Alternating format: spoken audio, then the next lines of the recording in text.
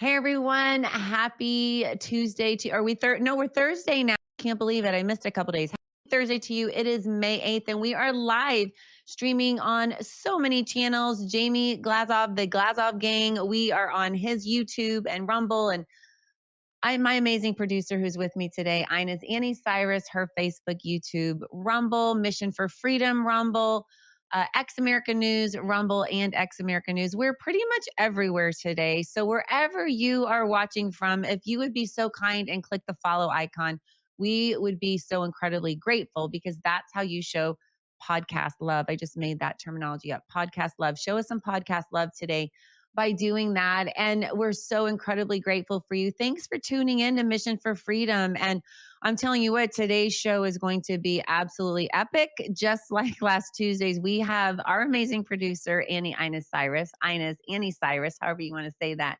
She's amazing. And she's really been through hell. Islamic Sharia hell is probably the best way to explain that. And if you missed Tuesday's show, I highly encourage you, please go back and watch that. What she has survived and what she has learned through her extensive research. She's not just an amazing producer. Oh, and she's an artist. We'll talk about that in a bit. But she also is an incredible orator and teacher on really the demonic nature of Islam and Sharia, and that it's not just another religion, but the goal is to take over the globe. And she's here to sound the alarm today and to teach us and to show us from original sources why that is true. And most importantly, what we can do to protect ourselves. We also want to thank our affiliates today. We would not be here without them and without you in partnership with them. So, primarily, we thank wonderful Mike Lindell from My Pillow, and then, of course, our producer, Aynaz Anni Cyrus with liveuptofreedom.com. She has a website, lutfstudio.com. And I'm telling you what, guys, if you haven't even just been on there, just for sheer entertainment to appreciate God's gifting to us with her creative abilities, just hop up on there and just see what it's all about. She is a resin queen. And even if you don't need resin, she is an artist. She's a sculptor. lutfstudio.com. Check it out. And with My Pillow and lutfstudio.com, just type in the code MISSION and you'll save some money. And when you're doing that, guys, you know what's so cool is that you're really advancing truth. You're advancing the narrative truth, and you're fighting back against all these things we're talking about, these insidious demonic things that are happening, the spiritual battle we're in. You're helping fight that in the natural with the dollars that you use. So whether you go to a woke place or you come here and you shop from the affiliates we're working with, you're voting and you're supporting and advancing that agenda with your wallet. And so if you choose to do that, if you choose to support us, if what we're saying is helpful, inspiring, educational on any level, go ahead and do that. And we'd be so incredibly grateful. I want to just quickly tell you that last Tuesday, what we were talking about is, there's this, it's called the Epic City down in Josephine, Texas, over 400-acre, basically a master plan community. And there is pushback within Texas. We're going to share a clip today from Greg Abbott. But we talked about that. We really set the stage and talked about that on Tuesday. And Inez just dove in and started teaching us all about, this nefarious agenda and how they're marketing it as, just, oh, let's just let them practice their religion. And no, she's like, listen, they're going to take over your nation. They're going to destroy you. And it's a fact. And she has been proving that. And so, like I said earlier, go back to that show and watch that before you listen to this or after you listen to this, whatever, but go watch that. And we talked about that. We talked about Sharia and what the ultimate goal is. And what are we doing to fight back, if anything, in our nation? And so we kind of got cut off because we had so many live comments. You guys were amazing and chimed in, and she just could not get to all the comments. And so today we want to just really finish that and conclude that show, and then take even more live comments today and have a dialogue and just hear what you all have to say. And really, maybe you're seeing some of these things in your communities, and we would love to hear any questions or comments as well. So without further ado, I am going to welcome into Mission for Freedom studio, the one and only beautiful Aynaz Cyrus. Aynaz, thank you for joining me today. Well, thank you for having me back. As you were talking, I'm saying, I'm like, I have not done any sound check on my end. I might jump in hot or I may not be heard. So I'm good though, I Well, think. You can hear me, right? yes, you sound amazing like always. And That would be a I should go warn our ahead. audience. It's me. I'm in a great mood today. And I decided to rearrange my set. My light is hanging on to nothing. So if I go dark, it's okay. It's because my light came down flying. But hopefully it She won't. seriously said this, guys, right before the show. She said to me, Miriam, uh, I'm just going to check something because I hope my light doesn't fall during the show. And I was like, oh my gosh, they would probably love that. Like live to you with Aynaz's light problems. Good news is it's far enough that if it does fall, it won't hit me. But hopefully it won't Okay. hit the system, the laptop. Otherwise, we're just going to go off air. But that's Yeah, we okay. can't have that. It's a good Yeah. day. And yes, I will repeat what Miriam said. Jump. I promise I'll do better on catching your comments today. Comments, questions. If you have a good joke, I'm in a good mood. Sorry. Yeah, she'll share it all. Well, I did want to say that I loved how we talked about this last Tuesday. And if you guys remember, if you saw that show, how we talked about in the beginning, how these various regimes, how they take over and conquer and subjugate countries. And what they do is they first of all lie, but they have to concentrate power, right? They have to strip it from the people, and they don't come in just like the devil. This is a spiritual battle. Ephesians 6:12 says that. I mean, it was a spiritual battle when America was founded. I mean, Great Britain didn't want to give up their power, right? And so that's why the Constitution, Declaration of Independence, all this is based on that we are endowed by our Creator with these inalienable rights, and they are inherent, but actually they're not inherent. They're given to us by God, and we haven't really explained this to you yet, but we're going to go down. Aynaz and I are going to break it down and talk about the Bible versus the Quran, and really the spiritual battle that's taking place, and really break it down. But I wanted to remind you that we set that up, how these regimes were taken over. And there was a lie, and then there was this really quick, after this chipping away, this really quick stealing and concentration of power, and then using that and weaponizing that power against the people. And so we talked about that, and we shared examples of really the big thing that everybody's talking about, this epic city down in East Plano, Texas, Josephine, Texas, which is 3 hours and 45 minutes from my home. And so this is real, Time folks. to I mean, it move. is. What's that? So it's time to move. Oh, yeah, right. Yeah. But where are we going to go? Because really it's everywhere. It's everywhere. And so anyway, we shared that. So go back and watch that epic city. It's incredible. But so today we want to finish that. And so Aynaz, I wanted at the end of the show, we kept saying, oh, we'll get to that. But you talked about this axis thing, and I want you to expound on that and talk about that, explain what it is, and go into that, because I don't know that is super common knowledge with Americans. I wish it was, but yes, we were going on the last show. I said let's take a quick commercial break. We come back and we're going to dig into red green axis. So for anybody who's not familiar with red green axis, red stands for communist, socialist, any of that. Well, technically communist, and then green stands for Islamist. A red green axis is where the left and Islam have their unholy alliance to basically conquer. It has been going on for a long time. It's not a new topic. However, it's not really talked about. Example of it, well, we have, what do we call those four, which one of them is gone? The squad in Congress. Mm-hmm. You have the two Muslims and then the two leftists. They teamed up to try to pass as many unconstitutional laws as possible. Just the simplest example to give out. Now, even though I remember exactly the sentence I said on Tuesday about it, I don't remember how we got there. So I'm going to actually tie that into Epic City situation. Because if you read on Epic City, the only legislators in Dallas or in Texas who are actually speaking out or pushing against are Republicans. There are Democrats in Texas who are actually trying to help them. Wow. They're trying to raise money for them. They're trying to support them. They're trying to block any kind of investigation.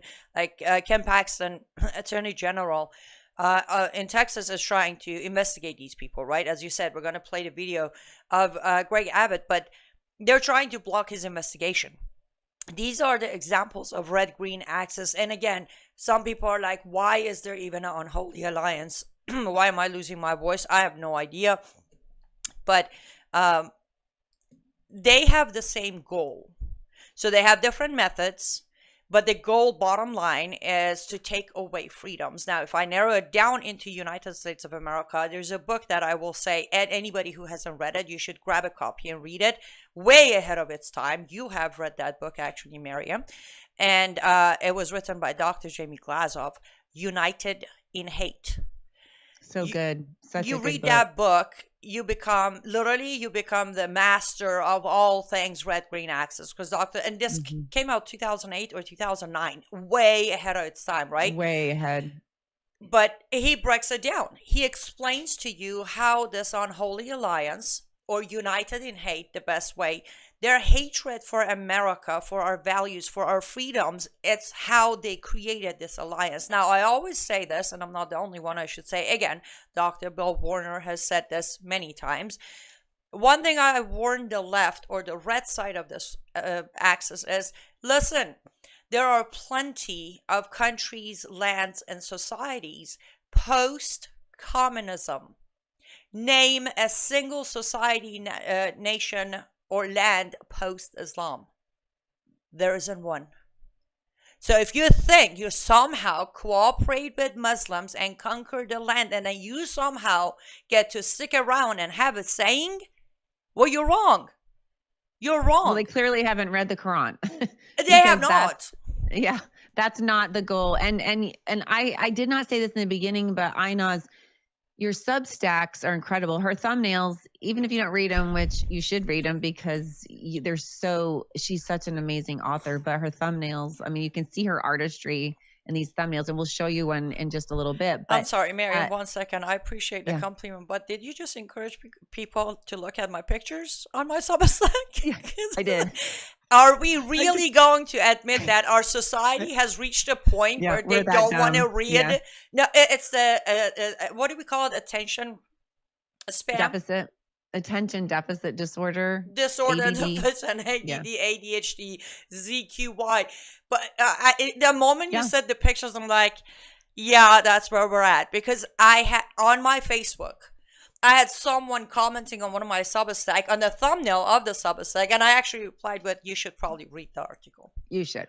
Like, I'm telling you, it's either the picture or the title. Yeah, go do whatever, but go look at it. And I think the thumbnails are incredibly well done because it really summarizes what the article is about. But when you go to these Substacks, you learn that, I mean, it is fascinating to me that how much you can learn in just a brief read, but also it's just packed with these punches of truth, these truth bombs. And you continually, Aynaz, share the goal of Sharia, of Islam, is total globalization and control, which means, death to any dissenters. Yes. And that's, well, I think I mentioned that on one of the recent ones. Like, I know I sound like a broken record, and I know I do, but it is what it is. It's like, I keep saying it, and then 2 days later, people forget. Like, it's not AOC who wants to become the spokesperson for Democrats or possibly run in 2028. It's not that. The global caliphate is a real thing. I believe the Substack that you picked to show today, that's the one where I actually brought evidence from Quran and Hadith that says global caliphate is an order by Allah. It's not an option. It's not a choice. It has to happen. The day of peace shall arrive for Muslims when every human, every breathing human is a Mohammedan. That's word by word from the teaching of Islam. What is a Mohammedan? A person who says there is no God but Allah, and Muhammad is the perfected prophet sent by Allah, and Quran is the perfected book by Allah, and Islam is the perfect religion. Conclusion: Muslim. Every breathing human shall be a Muslim before day of peace arrives for Muslims. Now tell me, how can that be an option? It's so fascinating to hear you talk about this, because when you juxtapose this with the word of God, and I think of Ephesians 6:12, that says we don't wrestle against flesh and blood, but against principalities. I mean, this is going head to head with the word of God, with Jesus Christ. And this is so demonic. But yet, you can see not the similarities, and you can see massive disparities. Like, love is a choice in the Bible. God does not robotically mandate that you serve him. He gave his only son, his begotten son, to die a sacrificial death while we were yet sinners. Christ died for us, the Bible says. And then you can see in the Quran how it's this legislative, mandated, robotic, basically threatened religion and laws, and it permeates every part of society. And if you don't obey, you get beaten or you die. And that is not love. That is not. And God is love. That's what the Bible says. God is love. So you can see when you talk about this, it is the complete antithesis of Christianity. And the sacrifice of that is the foundational element of Christianity. But you can see some similarities where they're forcing you to have this take over your whole life. But yet with Jesus, it's a choice for us to allow him to take over our life because he loves us. He laid down his life for us. It's a blessing. There's no torture. There's no wrath. It's grace, love, and mercy when you serve Jesus Christ. True. And here's the thing. Let me play devil's advocate here. Well, let me play a Muslim role here. Ew.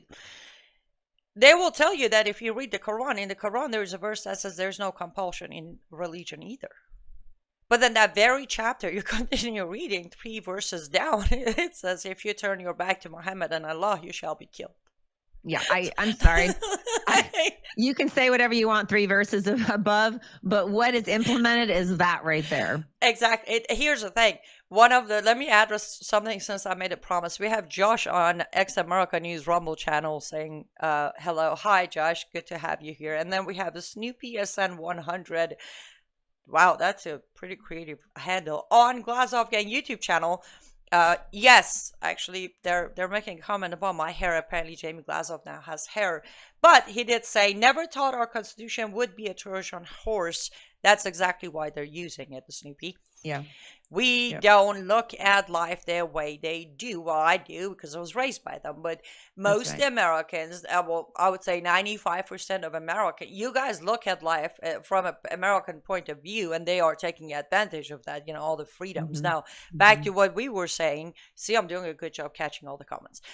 What we were saying is they will use these verses, Miriam, though. Not everybody has read the Quran. Many people haven't even heard one verse from Quran, except those. I don't know if you remember or not, about 4 years ago, or 3 years, 4 years ago, suddenly became fashion. In Hollywood, there was a verse that was flying around from Quran. Even at the Oscar, one of these puppets up there started saying, it was a Gaza versus Israel situation, and they decided to talk about the peaceful religion of Islam, and mentioning this verse from Quran. Everybody was repeating it, but this puppet on a stage of Oscar went for saying, if you kill a man, it's like you kill all man. And that is very accurate. That is in the Quran. However, what I'm pointing out is the cherry picking. If you read the actual verse in the Quran, it starts with, O Bani Israel, O sons of Israel. It's talking to Jews. It's not even talking to Muslims. O Bani Israel, if you kill a man, is as if you killed all man. Following verse goes to say, unless, there we go. Unless it's a scenario of eye for an eye, meaning they killed someone of your family, you can kill them. Or they are enemy of Allah. Or they are ex-Muslims. Or they're kafirs. Or they're committed adultery. Or by the time you get to the end of that chapter, there is 107 possible ors to kill someone. But the entire Hollywood 4 years ago, to defend Palestinians, were pushing this cherry-picked half verse of Quran. But then again, kind of like what you just said, that verse above says that, and then, a few verses down basically says to kill dissenters. So yeah, I mean, this is why it's so, guys, this is why it's so important. I know we're so incredibly busy, but if you subscribe to the Substack, I'm telling you, her Substack, Aynaz Cyrus, you will learn so much so fast. And it's a great way where you don't have to just pick up and read the Quran. I mean, you could. I think there'd be wisdom there just to know what it says so you can accurately talk about this stuff. But if you don't have time, it is so good to know this, because how can you fight an enemy you don't know? How can you fight a lie when you don't know the truth, you know? And so I just think it's so important that we educate ourselves. That's why America's been dumbed down. I mean, when you look at our education system today versus how our presidents were trained and how they were educated, it is so massively different. And now, of course, history's been whitewashed and we don't have the Bible in schools. We don't have prayer in schools. So if we don't know the word of God and we don't know our God given heritage, and then we see Epic City and we see these things happening in the spread of Islam and Sharia throughout our nation like this, we think, oh, we welcome all religions. We welcome them all, and you don't really know this insidious plan that's happening for this, global takeover, not just America, but the world. Yes, and a quick added note. Subscribing to my Substack would be very helpful. Also, though, there was a time when I did a short series called Any Time of the Day. There are literally 1 to 2 minutes, maybe 3 minutes short segments where I had one verse of Quran or one hadith or one line of Reliance of the Traveler every day. You can find them on my YouTube channel. Just go to my Okay. YouTube channel. There are 1 minute. You don't even need to read anything. You just listen to it. I give you the verse, I give you the translation, I give you the breakdown. It's done. Now, if you are caring enough to read the Quran and you don't want to read the whole thing, that's all right. Just read chapter 4, 5, 6, 9. That's all you need to read. I kid you not. 4, 5, 6, 9 will give you the whole picture. I love that, because people aren't going to pick it up. But when you say it like that, I think people will pick that up. And I'm telling you what, when I haven't seen that, Aynaz, the way you're talking about, but I do want to check that out today. But I've been reading your Substacks and you start quoting the Quran, and I just cannot believe, and it really is empowering. So when you hear the rhetoric, the marketing plan for this epic city, and you think nothing of it, and then you realize, oh, total control. They want total control. And it's not just like some organic thing that's happening. It's a weapon, it's an agenda, and this is the tool is Epic City. This is how they're going to take over, And so I did want to give you a shout out though, but I want to ask real quick if you can play that video from Governor Abbott, because two things I want to make sure we get to today that we didn't get to on Tuesday. And that is, okay, so we hear that this is a problem. We see that this is really an attempted subversion of our country. What are we doing to push back and fight back with our government? What is our government doing? So I was quite encouraged. This clip, Governor Abbott is talking to Laura Ingraham. And you told me, Aynaz, too, that he and Ken Paxton, the AG there in Texas, that they really are talking about this and pushing back. So let's play that clip and then talk about it on the other side. Well, in part by that statement, but also in part by information that we've gathered, there appear to be multiple violations that have taken place here. One is information has been provided to investors that appears to be misleading. Another is they appear to be in violation of fair housing laws. Also, we found that, they talk about doing all this building, but they don't have any building permits to actually do any building, and they have challenges even getting those building permits. Believe this or not, we've even received information that they may have been conducting a funeral home without legal authority. Bottom line, Laura, is that there so many questions arose, especially information that we received, that led us to need to call the elite Texas Rangers to conduct a criminal investigation to find out if criminal laws in Texas have been violated. Wow. They don't even have the permits. Like, what on earth? So you're like, guys, if you're going to take over, you might want to try to start legally. Maybe Why? just start. Why? Remember, Sharia is superior to law of the land. Why? That's true. They don't. Well, They don't care for our legal system. I love how you're laughing, because it probably is the epitome of who they are, right? They don't follow anybody's rules. Listen, if you remember on Tuesday, I read a part of translation of that Arabic video we played that said what Yasser Qadi said. And he flat out said, there are no violation, and this is our freedom. It's our rights to practice our religion freely. Remember that? Yeah. To him, there are no violations. Here's the thing. Let me quickly touch on the funeral thing. Yeah, they're just conducting funerals. What? I do understand there are Islamic funeral homes and mosques and all of that. But one thing, I don't know if your audience knows or not, but one thing about their, funeral and system of how they actually bury the body, it could technically, if you don't have the proper land for it, it could be pretty bad because they don't do the cascade thing.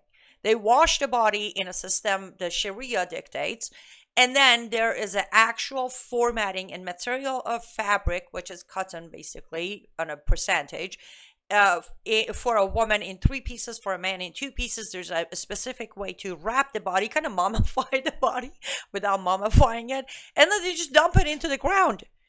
That's it. The only thing that's protecting this dead body is that cotton fabric, which actually...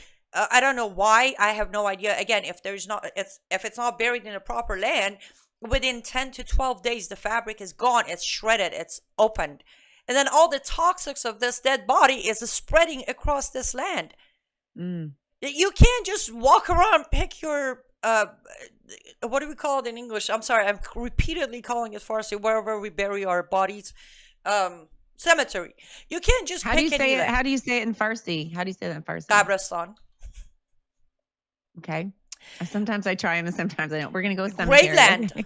Graveland. Word by word translated to English is called graveland because that's where the graves are. But you can't, the way you bury your dead is not safe to just bury it anywhere you feel like it. And these people are doing it. Why am I screaming? I'll let you continue. I'm getting too worked up here. She's passionate, which is why we love you so much. I was talking to Aynaz about this, guys, and I was like, how can something so, you don't have to be very smart to connect the dots. I mean, it would be helpful if somebody, showed you the dots and then you could connect them. And I know we're not hearing a ton about this, but I was grateful that Laura Ingram interviewed him. But, you wonder, okay, so the governor locally is speaking out against this, and you told me that the AG Ken Paxton was as well. But I want to know President Trump, what he's doing. And so I just thought, what's he up to today? And so I was researching earlier today, and I know I've talked to you about this off air, Aynaz, but we're talking about everything he's doing to negotiate with the Islamic Republic of Iran about their nuclear situation there. And so I found this clip I wanted to play today because this was just literally from a few hours ago. And this is what he was saying. I'm sorry. I need you to buy me a second because I actually need to cue this video. Oh, yeah. No, that's fine. That's fine. So, yeah, you're like, let me cue it real quick. So when Aynaz and I were talking about this, I was like, okay, that's great that Governor Abbott was doing this, but what is President Trump doing? And so I was going to have her show you this clip from today. And then if she does have the other clip from back in, I believe it was 2017 or 2018, he was sharing his thoughts about Iran back then. We're ready for the today. The Fox News video one. Yeah. So we'll show you this, and then we'll talk about it on the other side. Lord, let it work because I think it's going to work. Here we go. There you go. President Trump's about to hold a news conference. We'll watch for that. Oval Office announcing what he calls a full and comprehensive trade deal with the United Kingdom. The first in what the White House hopes will be a series of agreements designed to level the field with America's trading partners around the world. And markets jumping a bit higher on the news. You can see that there, just a little bit. Okay, we are a little bit further down the road on that one. On a day where I didn't get it wrong. Hold on. Announcement. We're live. Can you tell? Just kidding. Can you tell that I prefer to be on camera than behind the camera? Okay. I'm a 2:36 is the clip time. Here's the thing. You had it on the notes, and I basically didn't see it because I don't have my glasses on. But this is what I want to say, guys, about this. So after this, we're going to play, if you still have this clip from back in the day. But basically, I wanted Aynaz to weigh in on this because she was talking about what President Trump said, way back then when he wasn't, well, I guess he was at the time, but before he took his break, but what he was saying then, and then comparing that to what's happening now. So I kind of wanted to juxtapose those and compare them. So let's play this clip, and then we'll talk about that, and then play the other one and compare them. Okay, so we're still playing the one that I played wrong, right? Yeah, the Fox. Yeah. Okay, let's try it again, people. J.D. Vance, watch here.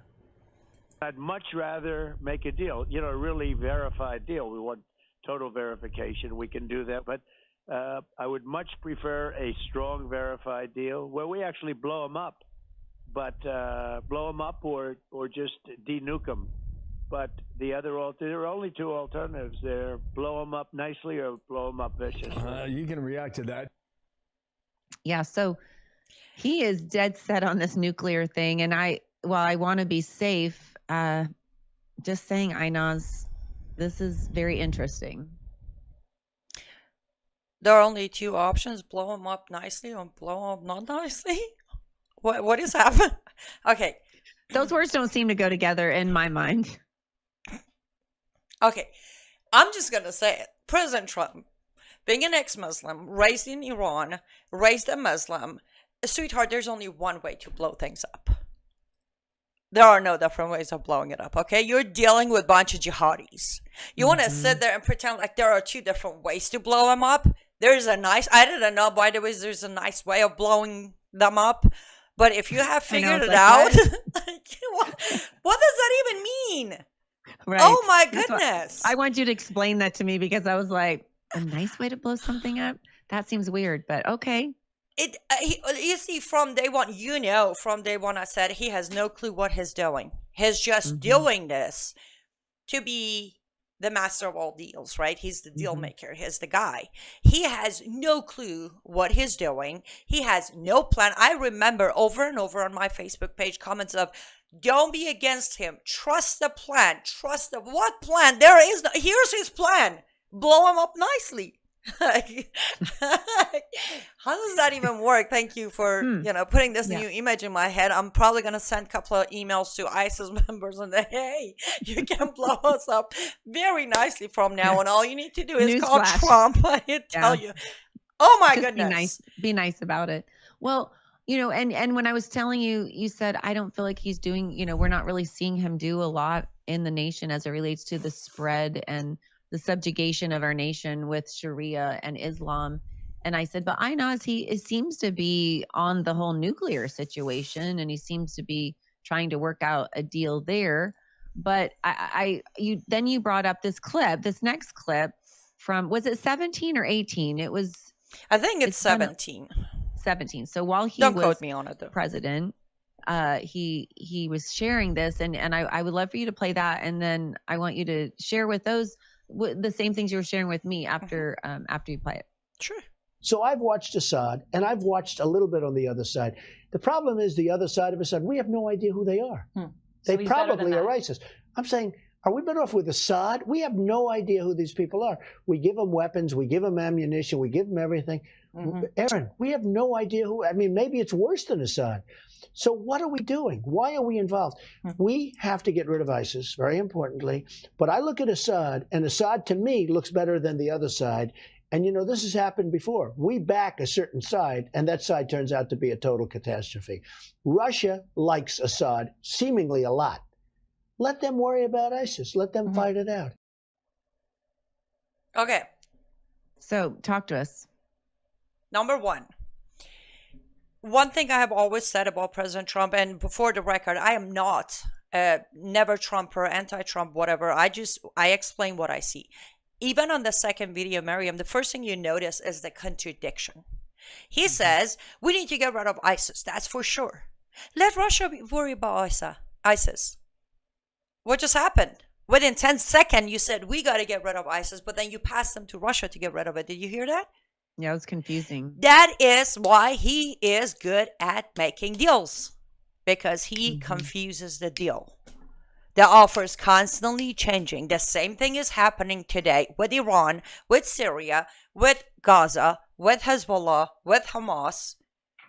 But the only difference is from that day of ISIS situation and Assad situation, which again tie it back into, he said, I think we're better off with Assad, right? But then when he takes power again this time around, he doesn't do any pushback against the new jihadi leaders of Syria. He sent his representatives over there to make Syria great again, to sit down with this jihadi. That's what he did. I know I'm like overloading everybody with information, but let me slow down. Bottom line is, President Trump has zero understanding of Islam and Islamic jihad. He pretends to understand it, but he doesn't. He has never picked the right person to advise him when it comes to this. Never. Who's advising him right now? His daughter's father-in-law, who is Lebanese American. Is that right? That's who's advising him? Yes. Yes, he's the guy who's advising President Trump when it comes to our relations with Arab and Islamic countries. More specifically, Middle East. This guy identifies as part of Chrislam. Anybody knows what that is? Christians who believe in Islam. Christians who believe Jesus was nothing but a prophet. Christians who don't believe in Trinity. That's who he is. Most importantly, he decided to go back to Lebanon, run as a candidate for Lebanese parliament in the party of Hezbollah. Wow. Do I need to say more? No, that's concerning on so many levels. And somebody mentioned this on the comment sections Tuesday that we didn't get to, and that person was correct. Forgive me as I forgot your handle. I know you were commenting on YouTube, but when President Trump was running this time around, about mid-September, couple of imams, especially from Michigan, started endorsing him and getting behind him. President Trump never understood why that happened. He actually thinks Muslims like him now. He actually thinks those imams care about Trump. What he doesn't understand is it was their game to make him think they like him. So he's going to stop his Muslim ban. He's going to stop any kind of pushback inside the country against mosques. Epic City, he hasn't even said the word Epic City yet. Him being Trump. So yes, he liked the wave of support from Muslims, including their imams. I'm going to stop. That's so concerning and disturbing on multiple levels. But, you know, when you, and of course, we don't want nuclear issues with Iran, but that this proposal is massive. I forget the exact acreage. I think it was 402 acres, whatever. It's massive. And to have schools, universities, law firms, it is all encompassing and ready to spread throughout that area and start, you know, spreading through Texas. And like you said, on Tuesday, Tennessee and other states as well is like Epic 2.0. There are plans to infiltrate our entire nation. So the fact that he's not even said anything about that is huge to me. Yes. And 1 second, Josh, the feed on Rumble is playing fine on my end, so you may want to refresh your page. Let's add a few comments here, Miriam. Love your ID on YouTube. Cophorophobia says, I love it. I'm stealing that. Unchecked, there will be united caliphate of a GB trashing democracy outside of constitutional monarchy. Not far from United Sharia of America. I'll let you comment on that, Miriam. You know, this is the thing. This is the entire reason our country was founded, was because of unchecked power. And this is what it's all about. You can't advance Sharia if you don't have concentrated, unchecked power. And this is exactly what we were running from. And this is exactly what men were tortured for, to have something different, to have a free society with liberty and rights that come from heaven, that come from God. And they're exactly right. I mean, this unchecked, it's like the Sharia states of America. It's so disturbing to me that it's right in front of our noses, and President Trump isn't even speaking about it. He's not. Again, because he doesn't have the understanding. I genuinely don't think Trump is part of this infiltration. I don't think he's part of the interfaith dialogue. I don't think he's doing it for the reasons Obama did. But I do think if he doesn't seriously start getting proper education and advice, somebody actually has a brilliant idea here. I like it. And says from YouTube, Shahram Hadian, or as you call him, Shahram Hadi, I don't know how you call him, Hadian. Anyways, would be a great advisor to President Trump or even Robert Spencer. Bingo on both. Agreed. Here's another name, Anne. When I heard that he's got the Lebanese American father-in-law of Tiffany, his daughter, I said, you want a Lebanese advisor? We got a great one. Bridget Gabriel. She is the woman who had the courage to sit there and translate word by word of Muslim Brotherhood's manifesto. She put it out. A few weeks later, they blew up her house. She didn't back down. There you go. Get Bridget Gabriel's advice. Have her sit there and tell you what they're all about. She was used as a human shield as a little girl in Lebanon. Wow. So, yeah, there are plenty of options for President Trump. Now, again, we go back to the question of why is he not doing it? Do I know for a fact why not? No. Do I have a couple of good guesses? Absolutely. But I don't know. And yes, I agree with Snoopy. It is back to how they bury their dead. It is unsanitary and a health issue. Okay, I'm going to do this. Wow, I'm doing a great job on being all over the place. We are at minute 41 and we have not... Yes, I saw that. We have not taken a break to hear from the one and only wonderful Mike Lindell. So, Miriam, what do you say? We take a quick break and then come back and continue? Do it. Let's do it. Perfect. Don't go anywhere. We'll be right back. Hello, everyone. I'm excited to announce the next generation of energy drinks, Rev 7. It has no sugar and no caffeine. Instead, Rev 7 uses Go BHB. Go BHB is one of the body's primary ketones, and it provides the most efficient and clean fuel that your body needs. It also helps you stay energized all day with no crashes. Not only that, it produces 3 times more brain energy than sugar, which helps boost your memory, focus, and mental sharpness. It also helps reduce stress and helps balance your mood. Rev 7 does all that while being the best tasting energy drink ever. So go to mypillow.com or call the number on your screen. Use your promo code to save 20% today. I'm so sure you're going to love Rev 7. For a limited time, you get our introductory 3-pack absolutely free. I drink Rev 7 every day and I absolutely love it, and so will you.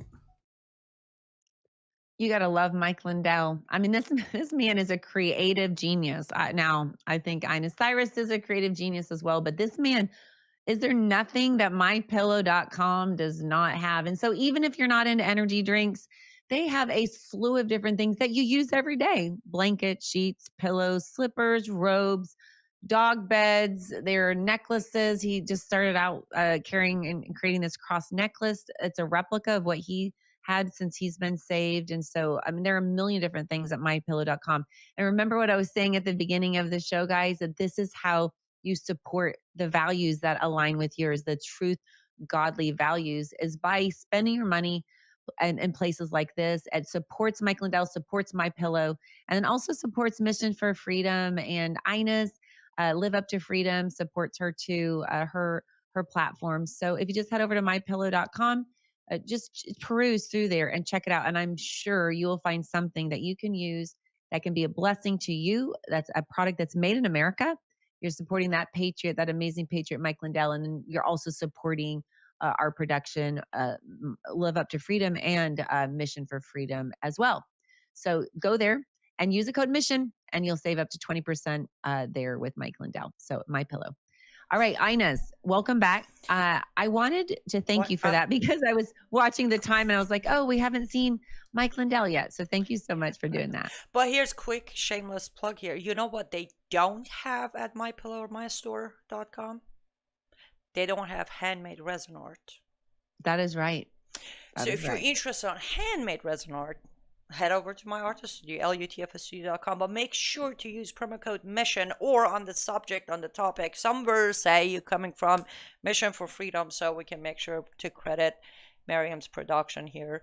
And yes, I'm very shameless when it comes to it, because guys, believe it or not, between the equipment and the utility bill, just running the office and the studio, and Miriam generously compensating me for the time I put into producing her show, bills are piling up on her end. So support her while supporting me, while supporting Mike Lindell, while getting awesome products.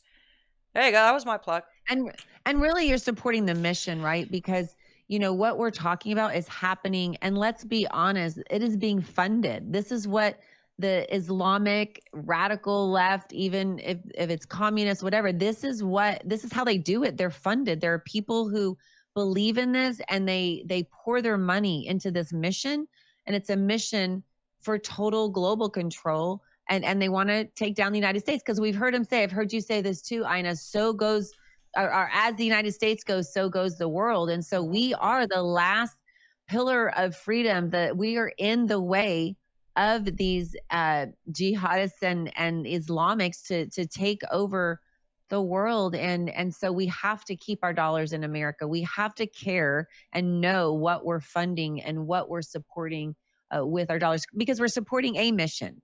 We should probably find out what it is. You know what? We got to give credit to the left and the Islamic movement. They really put their money where their mouth is. They never fail. You go on any of these crowdfunding websites, any of them, take your pick, it doesn't matter. Look for Islamic fundraisings. You be amazed. You're like, oh, wow. Like anything from $1 to 10,000, I've seen it. Like they want to build a mosque, immediately money's coming in. They want to build an Islamic center, money's coming in. They want to build an Islamic school, money's coming. Like, you want to build Epic City. I mean, how much can that thing cost? Oh, a lot of money. That's a lot of cost. But they're pulling it off. That's the thing. They really do. As you said, when they believe in something, they have. I think it's that understanding. Now, to be fair, people like me and you have also spoiled the audience. Everybody, Brandon House, yourself, Jamie Glaza, Robert Spencer, all of us.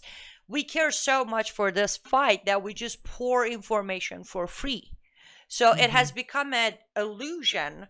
I actually said this to somebody recently. I said 99% of my audience believe I'm just this, rich kid who can spend money and sit here and write all day long and do videos. But that illusion has been created that we just do it no matter what. Whereas when you look at, a lot of Islamic places or networks or leaders, and first of all, it's mandated by religion. They have to fund jihad. They have to. It's obligation. You at the end of each year, you pay your, Islamic tax. That portion of it goes to fund what they're doing right now. Anyways, I'm probably beating a dead horse here, but support Miriam. That way you support me. That way you support everybody else. Put your money where your mouth is, and everybody can definitely sacrifice it. I don't know if you do a Starbucks or coffee bin or whatever coffee you do, just skip it for a day. Yeah. And you support the mission, and you support your own mission. So I definitely wanted to get to this before, I don't want to run out of time before we get to this, but I touched on this on Tuesday, and I wanted to read it again. And then I wanted to show that picture I told you about. We're coming full circle here of Aynaz Cyrus, her Substack today. But this is what she had in a previous Substack. She said, the 1979 Islamic Republic Constitution mandates the exportation of its revolution, aiming to, quote, extend the sovereignty of God's law. When I say God, Allah, God's law throughout the world. And so she talked about this too today, and I screenshotted her Substack from today, the very first couple of paragraphs. And this picture, guys, I mean, that is so incredible. It's so powerful. And I want to read that first part. It says, Islam's ultimate goal is clear: the establishment of a global caliphate, a unified Islamic state where Sharia rules supreme and all non-Islamic systems are dismantled. well, they're obliterated. Let's be fair. This objective is explicitly outlined in Islamic doctrine. And remember when she said we should go to the Quran? Quran 9:33 in the Quran, it says explicitly commands. Let's see. Is it he? I'm going to put my reading glasses on just to be clear. I don't want to miss a word. It is he who has sent his messenger with guidance and the religion of truth to manifest it over all religion, although those who associate others with Allah dislike it. So, guys, this is the goal, is for complete subjugation. And you can see in the Substack, if you scroll down, I mean, she's got warfare here, discussing here, more Quran quotes here to support what she's saying. I mean, it's all from the original source of the Quran. But I mean, this is from today's Substack, but this is like every day. I can't believe she can write like this every day, but she talks about this. You can see this is not just America. We can see it in Sweden. It's in Germany, Canada. It's Sharia's quiet replacement, gradual but guaranteed, and they're incredibly patient. But this is from today. So if you just head over to Substack, type in Aynaz Cyrus, Aynaz Cyrus. You can see this is today's Substack. This is what she wrote. But I guess I did not know Aynaz. And then when I read from the 1979 Islamic Republic Constitution, I mean, this revolution, if you will. People feel like maybe the Islamic Republic of Iran was like this forever, but this has just been really, 50 years or so. And before that, it wasn't like this. But now this is mandated to basically take over the world, have Sharia globally, have global control. It's been 47 years, unfortunately. We're hoping they won't make it to their 50th, but we'll see about that. I don't know. Maybe we nicely blow them up. Okay, I'll get over it. Just give me a day or two. Yes, I have actually encouraged a lot of people to read Islamic Republic of Iran's constitution. It is available in English out there for many reasons, but one of them is right there at the very first chapter of the constitution. After it mentions it is based on Sharia, words of Allah, acts of Muhammad, and stories of Hadith, it does mention that not only they're supposed to, transfer the revolution or expand the revolution, but it's also within that Substack, not the one we showed, the one that's I want to say last week Tuesday, losing track of which day, but it also on the Constitution of Islamic Republic of Iran, it says this republic has been created to pave the path for global caliphate. It literally says it on the Constitution. It was the start. Now, if we put the Sharia and Islam part aside, you know way better than I do, Miriam, on this part of it, but what do tyrants do? They create coup d'etat, call it revolution, and then export that revolution elsewhere. Like what did Hitler do? Oh, yes. What did Mao do? Yeah. It's Stalin. I mean, Lenin. They're all the same. They're just in different countries, but that's exactly what they do. Now, and they also lie to get people to, oh, it's just this, it's just that, and they chip. They're super patient. Chip, and then real quick, all of a sudden, they take full control. Yes, and that the reason I'm bringing this up is I sometimes think that I need to change my own language. Actually, they call it the Islamic Revolution of 1979. It was not a revolution. It was a coup d'etat. It was an invasion. When Khomeini got in a plane, by the way, is the plane that landed in Iran that brought Khomeini into the country in 1979. It, of course, it belonged to French government because that's what French government does, right? France has its fingerprints everywhere. I use a lot of history of French involvement with Islamization, by the way. Another topic for another time. Oh yeah. And funny enough, they had to fight hard. Well, not this time around, the first time around. They had to really fight really hard to stop the Islamization of their own land, but they never learned anything from it. Look what's happening in France today, right? Tomorrow's Substack, it's about what just happened in France. What just happened was French government put down a red carpet for the new government of Syria and shook his hands and took pictures with a backdrop of the coming up 10-year anniversary of what happened in Paris, leaving 106 innocent people dead through ISIS attack. Like, let that sink in for a minute. Yeah. But that's the story for tomorrow. By the way, side note, because I'm very good at that, I wish that I was that good to write all of this in like this speed, but I tap into almost 10 years of research and database on my computer, grab what I need, and I've told you before, I write it in Farsi. It's a lot faster for me to write in Farsi and then translate. So, and sometimes I'm ahead of time. Like I have my 7 p.m. and 1:30 tomorrow already scheduled on Substack, because some days gets busy, some days it's slower, so I can write more. All of that irrelevant to the topic, but wanted to answer your question of how I do it. Back to the revolution. I sometimes feel like it wasn't a revolution. The king of Iran, Shah Pahlavi, was still alive and crowned. To this day, he has never been decrowned. So, but really? The narrative, yes. Wow.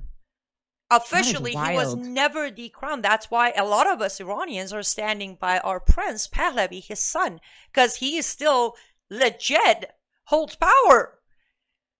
That is so wild. There was no decrowning of the Pahlavi dynasty ever through UN or Western countries or the Iranian people themselves.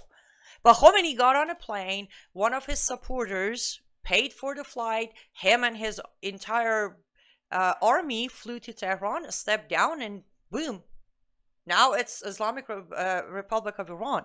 So it wasn't a revolution, but the narrative changed into the 1979 revolution. The same thing. That's the thing. They sugarcoat and fancy up the words with every tyrant, with every coup d'etat. What just happened in Syria recently was not a revolution. It wasn't a liberation of Syria. I can't tell you how many people I saw from Christian pastors that very day saying Damascus is freed. Well, I would take the time to say, you mean Damascus is gone, right? Because nobody freed it. This is not a liberation. This is not a revolution. A psychopath with years of history of jihad just took power through a coup d'etat. Now we put a suit on him, clean up the beard, fly him all over Europe and America, shake his hand, and here's the statement now. Oops. When are we going to learn? I don't know. I have a question for you, Aynaz. So why is the UN, when you're talking about there was no really legal unseating of this family, why is the UN silent on that? Is it because they're afraid or they're in bed with these folks?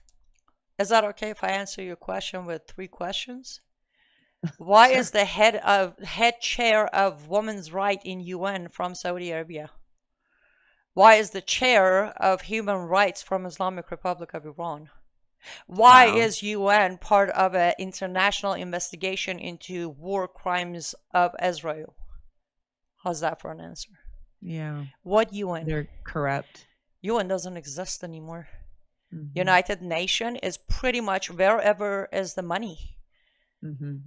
But yes, technically, by definition, you can look it up. They can dig all of their archive. There has never been an official decrowning of Pahlavi dynasty to this day. And funny enough, there has never been a recognition of the mullahs in Iran as the government either.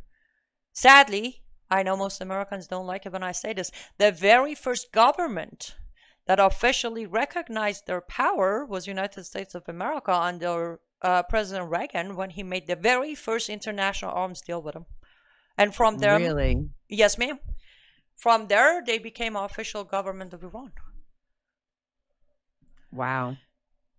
I mean, even just, which you're not doing anything really legally, but just recognizing the power of the recognition of them legitimizes that in a marketing kind of fashion, whether, on TV and with the media and things like that. I mean, that's part of the propaganda machine. Yes. And it's also, again, that's 47 years ago, so we shouldn't talk about it. Let's talk about, how about 2021? when Taliban took over Afghanistan again. Clearly, U.S. again was the first country to consider them, the government, and then again Syria.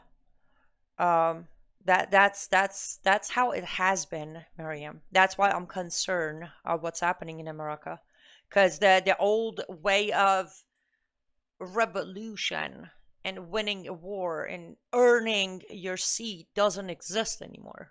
You can be barbaric, blow people up nicely, maybe, or behead them, and then wave your flag, and done. You're the new regime. You're the new power. So, and then when it gets recognized from these quote unquote free nations like America, that's and not just recognized, but I forget the word I'm trying to look for, but like legitimized.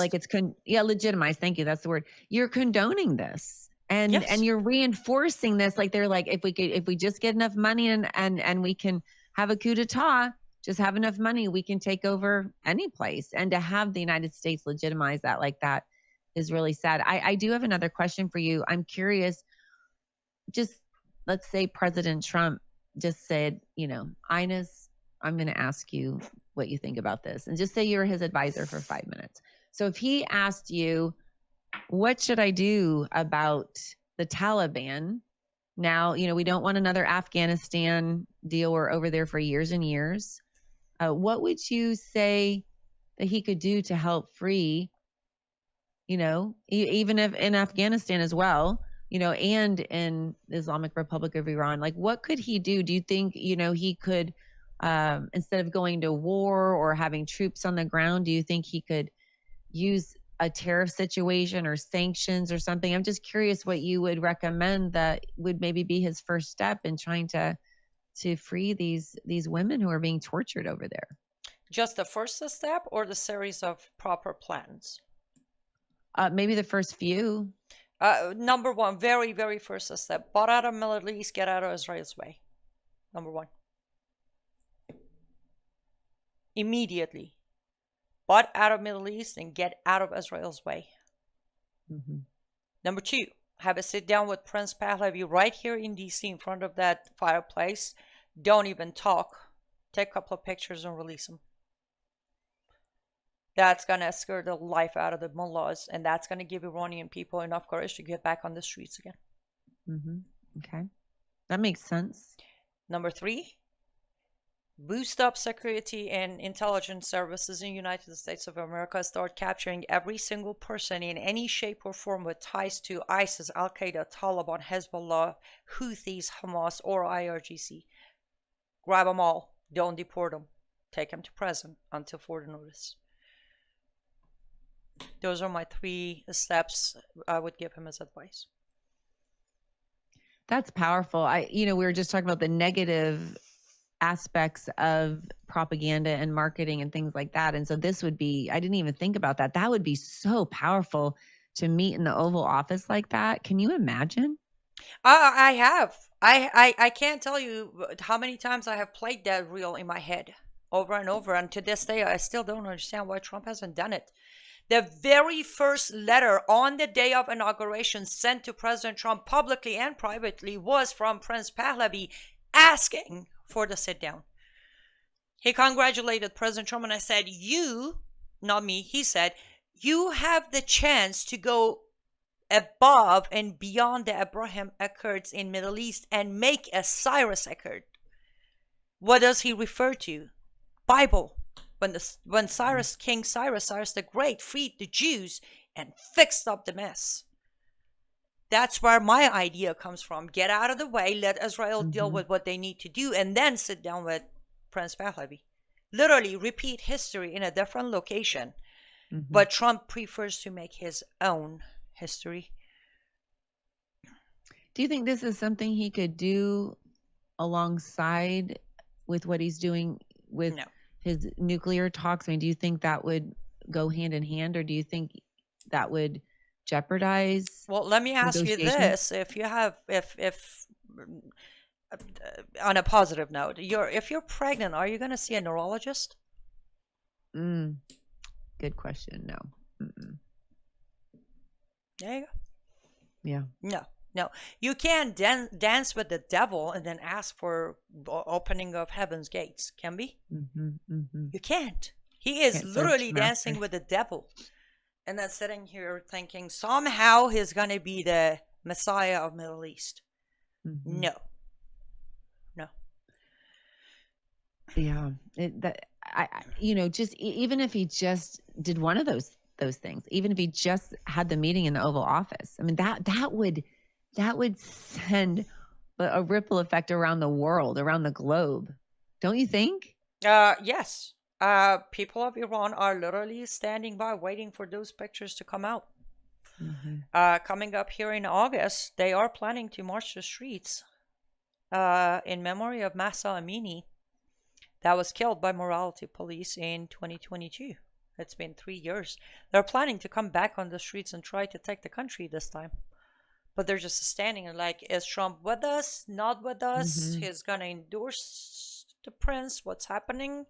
Don't get me wrong, it's not going to stop the people from doing what they're doing. But I do know over 1.2 million American Iranians voted for Trump this time around based on his promise of he will stand by the people of Iran. Right now, that was a good lie. A very good marketing for his campaign, but he lied. Because right now he's standing by the people who have oppressed the people of Iran for 47 years. When you say that, you mean by not implementing some of these steps, at the very minimum having that meeting. By just starting negotiation with these people. That was enough for all of us to be like, wait a minute. We don't negotiate with terrorists. I thought not only we don't negotiate with terrorists, but we don't read the same book twice and expect a different outcome either. Remember, Trump is the one who walked away from the original Iran nuclear deal saying these people don't understand our concept and we should never talk to them. He called Obama's deal the most embarrassing deal of our history, which I agree with him at that point, because it wasn't just we didn't get anything and they got everything. No, it was that why would he sit down and make a deal with our number one enemy? I want to know what has happened, President Trump. Yeah. What happened? How did Iran go from our number one enemy to be, let me see what I can do with you? How? Yeah, it's so 180 degrees opposite of what he said. And it's not even, okay, we can say it's been, 6 years since he walked away from the deal. But here's the thing, as early as September, October, November, and December of last year, every time there was an attempt on his life or every time there was a talk, everybody was there testifying that somehow it has ties to IRGC, which stands for Islamic Revolutionary Guard Corps. And he kept saying, if Iran comes and get me, I'm going to make these. And you literally admitted that they are the one trying to assassinate you. And now you want to make a deal with him? Make that make sense. I don't think he can. But, well, I'm not the president. He holds the pen at the moment.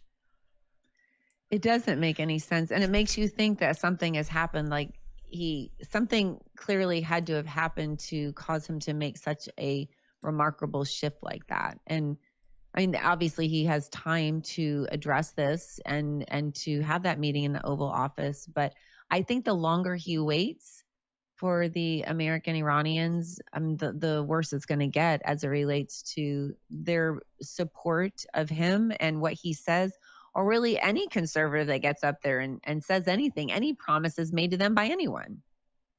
Yes. And that's the thing. This year, the Iranian Americans broke the record of voting. Most Iranian Americans don't vote they don't believe in voting coming from Iran. But this time they did. I don't think next time we can expect them to show up again. It was extremely disappointing. Yeah. To know that he's enabling those mullahs. It's one thing not to, it's one thing not to deliver on your promise. It's a whole different planet when you actually do the opposite. Yeah. A whole different thing. And that's what he's doing. And it must not make them feel very safe when I think, when I've been studying and reading your Substacks, Aynaz, and you're talking about that the goal is destruction and murdering of not just adulterers, but you say apostates, right? Yes. Those are the folks who've left the faith. Aynaz would be one of them. I mean, the goal, the directive, the command, the mandate is to murder these people and destroy them. And when you, as you know, an Iranian American, when you see these folks, you see Trump negotiating with your abuser, you're like, I'm not feeling very safe in this country. I have not felt safe in this country for a while now, but I will say this. Well, I've been an independent for a long time, but I think I'm starting to feel as if, unfortunately, we're going to lose this country to Islam faster than I thought. Because one way or another, from Trump to Republicans to Democrats to liberals, everybody's buying into this diplomacy. It doesn't exist. It's an illusion. I mentioned it on one of my Substacks, but they're just somehow believing. Why? I don't know.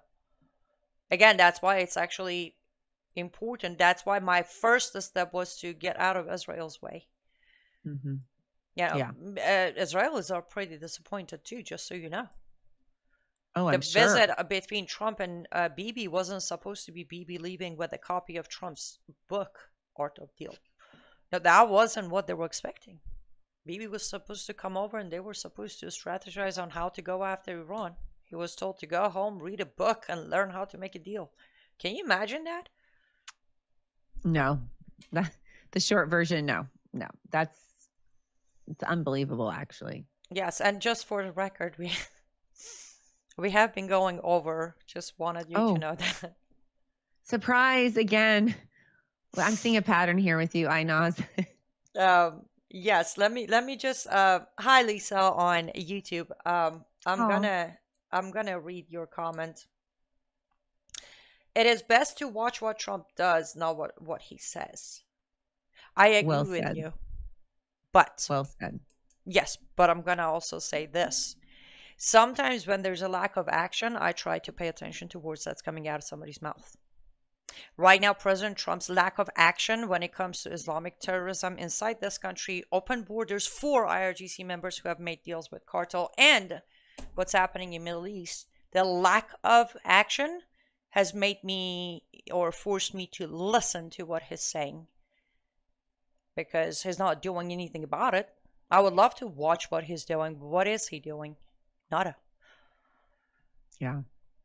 But I do agree with Lisa. I mean, that is a key way with communists and Marxists and all of these folks. I mean, they say this one thing, like I was saying on Tuesday's show, Saul Alinsky said, once you control the narrative, you control, you control the people, you control the nations, you control everyone. So, sometimes they're saying all the right things, whether it was Mao's China or with the Bolshevik Revolution or with Hitler. I mean, they're all saying the same thing. Like Hitler was not promising peace, but he was going to bring order. And then Mao would say, that he was going to, bring peace and everybody would be provided for. And then, of course, multiple starvation issues with him and millions of people died under the tyrannical leadership of Mao and Stalin and Hitler and so it's interesting, it's like what I think what Lisa's referring to, like they're like, look over here, we're saying all these pretty things, and then behind closed doors they're getting ready to murder you and destroy you. But I do agree with you, Aynaz. If he's not doing anything, then you're like, well, what is he even saying about the Islamic Republic of Iran? Well, but that's the thing. What I mean by listening to what he's saying, what you just played, I listened to what he's saying about nicely blowing him up or harshly blowing him up. That's all I need to hear to know that the lack of action is coming from lack of planning. Yeah. I need to listen to what he's saying because I can understand where he's going with it. Oh, I was right. He didn't have a plan. He just dove in to make a deal because he thought he could.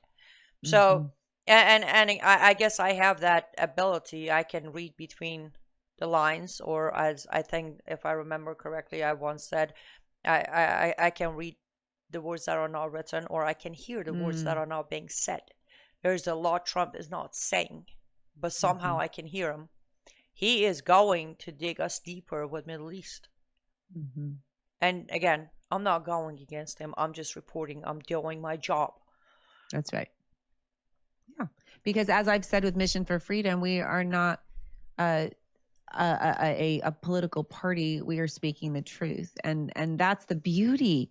That's the beauty of living in America. And that is the nightmare of living in the Islamic Republic of Iran, where you don't have a First Amendment. And on that note, I wanted to, I hope I still have this with me. I wanted to share, and I wrote this down on Tuesday, and I ended with this, and I want to end with this again, because Aynaz doesn't, I know I always brag about her, but she has these truth bombs. And I just think it's important to say them and think about them, and just let that resonate within your heart and your spirit, and think about, like, what can I do? What can I do? And she was talking about how they're using our First Amendment to destroy and obliterate our First Amendment. And that's why it's called, the Trojan horse. Our Constitution is a Trojan horse. I mean, they're using it, they're weaponizing it, or they're trying to weaponize it against us so that they can take us out. And when you think about that, you're like, man, that's crafty. Man, that's insidious. Man, that's demonic. And what it reminds me of is Satan himself. When he was in the garden with Eve, and I talked about that on Tuesday as well. I mean, he said, did God really say? Did God really say? And so, he was twisting it. And so that's what's happening here, is they're twisting the words, they're twisting that amendment, and they're using it and weaponizing against us to take us out right at the knees. And so I think it's really important to recognize these signs first and foremost, to educate yourself.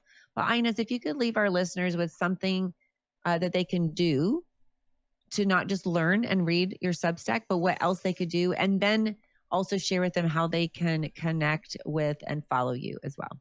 Sure. liveuptofreedom.com is the best place to connect. My social media ways to support me, all the videos, everything is right there. liveuptofreedom.com is the best place to find me. What they can do aside reading and learning. Learn to not believe what you hear, even from me, even from Miriam. I have the credentials. She has the credentials. But take my word and then go confirm what you heard. Do that with everybody. Every time you hear something, somebody cites the Quran. I say on 933, chapter 9, verse 33 says, you have to spread the perfected religion of Islam, especially when Christians don't like it. By the way, let me quickly dissect that. I meant to do that, Miriam, and I forgot. When you were reading off of my Substack, the chapter 9, verse 33 that I put as an example, that it's a global caliphate, the ending, it says those who associate others with Allah will dislike it. That's referring to us Christians, just so you know. Trinity is a lost problem. Those of us who believe in Trinity are associating others with Allah. So therefore we're kafirs. Just to be sure, that is where it's referring to Christians. Side note. Back to it. When I say 933 says that, go find it, read it, confirm. Use 5 different translation systems to make sure I'm saying it. When somebody tells you that in the Quran it says if you kill a man, it's like you go kill all men, go confirm that too. Just learn to confirm, learn to absorb information, and then go do your own research. Then use your God-given brain cells to make your own decision. Stop waiting for me, Miriam, left, right, center, alternative media, somebody else to make a decision for you. Make it yourself. There's a reason God gave us brain to use it. So I feel like this is the biggest problem our society, human society, is suffering from today, is that we're just waiting for somebody else to tell us the truth, somebody else to expose the lies, somebody else to tell us what to do with it. Become your own individual free thinker. With that, do your own research, get the information, we'll confirm it. When you have the confirmation, then decide what to do with it. That's all I got. That's so good. That's so good. And as a mom, a busy mom, I have a kid graduating in 14 days from today, so it's getting real. But I know if you have younger kids, or if you're just, working all the time and so busy, there's this an acquaintance of mine. He goes to college and he reads books outside of his educational books in college, multiple books a year. And I'm like, when do you have time to do that?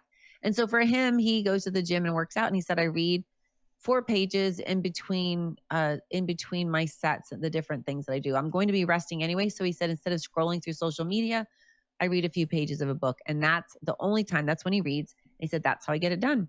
So I just think if you ask the Holy Spirit, he's your helper, right? He's the third part of the Trinity, or a third part of the Trinity.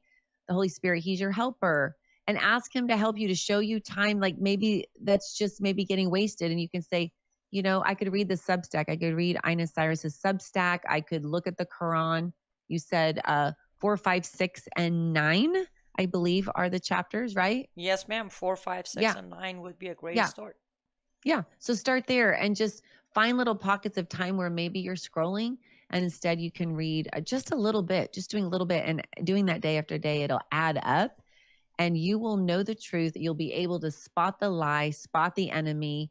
And oh, by the way, make sure you read your Bible, because you need to know the truth before you're reading a lie. So you have something, you know, to compare it to. So Aynaz, I just have to say, I know I tell you this all the time, but I just want to say thank you so much. You are so articulate. You're very knowledgeable. And I know that you've spent countless hours, not just living this nightmare, but then researching and knowing. You're speaking from an area of information and documentation and original sources. I think that that's lost in the world today with all the programming and the rewriting of history. You go to the original source, and you're just such a breath of fresh air in so many areas, but particularly that one. And so I just wanted to say thank you so much for what you do, your bravery, and what you're doing to help save America. I appreciate that. Right back at you. Thank you for putting up with me on your show 2 days in a week. Love it. That's my favorite week. That's amazing. And thanks for doing what you do. If you don't mind me adding something to your advice. For those of you, I respect those who say, I'm not going to pay and buy a Quran because I don't want to fund them. Great idea. You don't have to buy the Quran. There's a website called Quran.com that is spelled with a Q. Quran.com.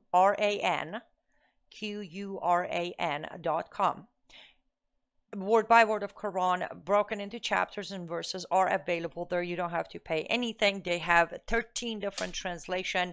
My preferred translation is Sahih International, but you can pick yours, whichever one is more fluent for you. So that just to resolve the problem, because the people are like, I'm not going to pay and buy the Quran. I'm with you. Don't do it. Yeah. But there are other ways to read the Quran perfectly fine on your phone, on your browser, on your tablet, wherever. Or if you like to print, just print it and read it. That's that. And then before we, or as my last thing, I want to make sure to say this. It is Thursday, and I personally won't see you guys until next week. I think with Miriam back on Tuesday. So I want to say to you, Miriam, and all the amazing moms out there, happy Mother's Day. Oh, thank you.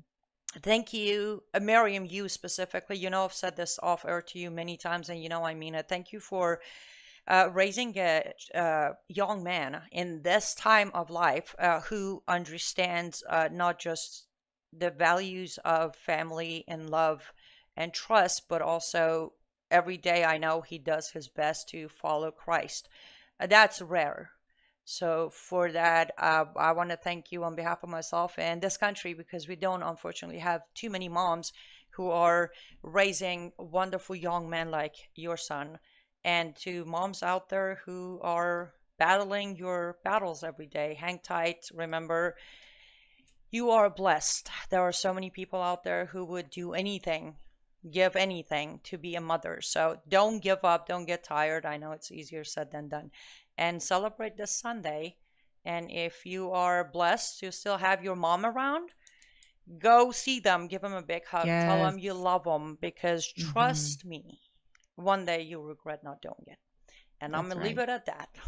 Oh, thank you for your kind words. And I just want to tag on to that real quick and add, for those who want to be moms and you're not a mom yet, or I know some can't be moms and they've adopted and they're moms that way. That is a call of God on your life to do that as well. But know that God is with you in your story, and the Holy Spirit, your helper, when you reach out and you ask him for help with that.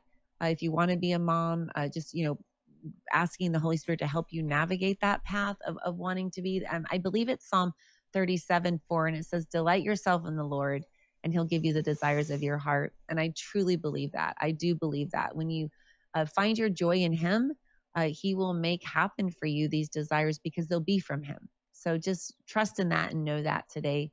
So God bless you guys. Thank you so much for listening. We are so honored that you would tune in to Mission for Freedom. And we are live every Tuesday and Thursday at 4 p.m. Eastern.